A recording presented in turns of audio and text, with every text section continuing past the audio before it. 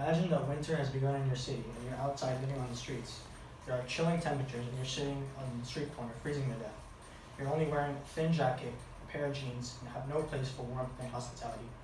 Now this is unfortunately the situation for many homeless people across the US. So most of us have probably seen a homeless person out on the street with a sign, much like in this photo. But what we don't know is behind every one of those signs is the untold struggle that these homeless people experience every single day. So I believe that homelessness is a huge problem in today's society and is getting progressively worse. I hope to convince everyone today that how big of an issue homelessness is and how we must take measures as a society to combat this problem before it gets any worse. So why doesn't the government use more of its time, money, and resources into homelessness? Today I'll be going over the severity of homelessness, how people are affected by it, and some of the policies and solutions that go towards combating the issue. So moving on, I'll now try to convince you that homelessness is a widespread issue in the United States and really emphasize its severity. So over 2 million people in the US are affected by homelessness each year. And the overall rate of homelessness was 21 out of 10,000 people based on a survey data in 2009. And although single men are accounted for the most in these type of studies, it also affects many women, children, and families. According to an assessment report done by the U.S. Department of Housing and Urban Development, more than 170,000 families experienced shelter homelessness in 2009. And 3/5 of the people in these families were children, half of which being under the age of 6. Now, shelters are no place to be living, especially for children, considering how crammed and unsanitary they could be. Think about it. Would you really want your future children to be raised in a homeless shelter? So, homeless families also, you may not know this, but homeless families also resort to using motels as a shelter when there's no other shelters available. And the U.S. Department of Education counted 64,930 public school students living in motels for the 2011 through 2012 school year. So now that I've gone over why it's such a big and widespread issue, I will now be going into how people are affected by it. So homelessness affects many individuals and families in a negative manner due to tough living conditions and tough laws. So according to congressional quarterly researcher Peter Cattell, unemployment, cuts in funding for mental health care, and the psychological effects of war all contribute to homelessness.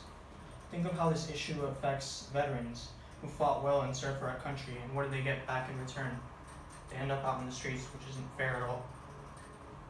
And recent evidence also suggests that economic conditions have increased the number of people who are homeless. So according to CEO of NYC Health, Mitchell Katz, many metropolitan areas have experienced gentrification, with loss due to affordable housing and jobs for unskilled laborers have diminished throughout the past couple of years. So the lack of affordable housing in cities often leads to people not having shelters, which directly links to homelessness. So everyone needs a shelter to live in, especially in harsh weather conditions. And many cities also banish the homeless by enacting these things called anti-vagrancy laws, which basically criminalize the homeless for wandering and being jobless. So homeless people are basically being criminalized for just existing. Imagine you're out trying to sleep on a street corner and you're being criminalized for just being there. You have no other place to go. So now that I've gone over the harsh reality that these homeless people have to face every single day, I'll be talking about some of the policies and solutions towards combating the issue. So I believe that rapid rehousing programs or permanent housing for the homeless is a great solution to the issue. So these are programs that house people directly from the streets without requiring them to become sober or go through mental health treatment. And these programs have been proven to be successful for those who have been out on the streets even for years, according to NYC Health, CEO of NYC Health, Mitchell Katz. So I believe that we as a community need to advocate for more funding going towards these type of housing programs.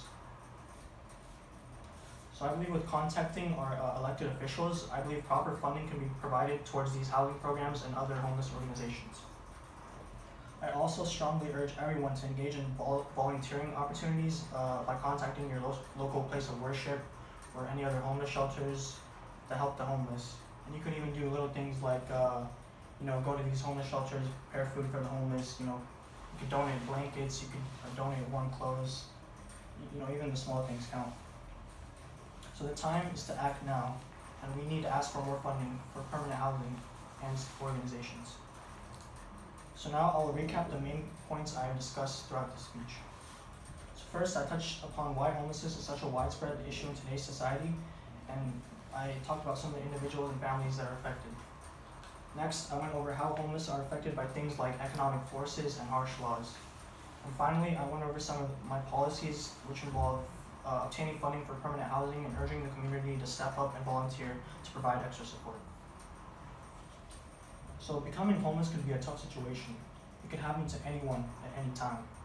To prevent this issue from getting any worse, I strongly urge everyone to act now and contact your officials to provide funding for them.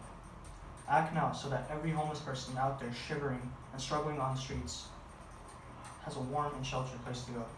Thank you.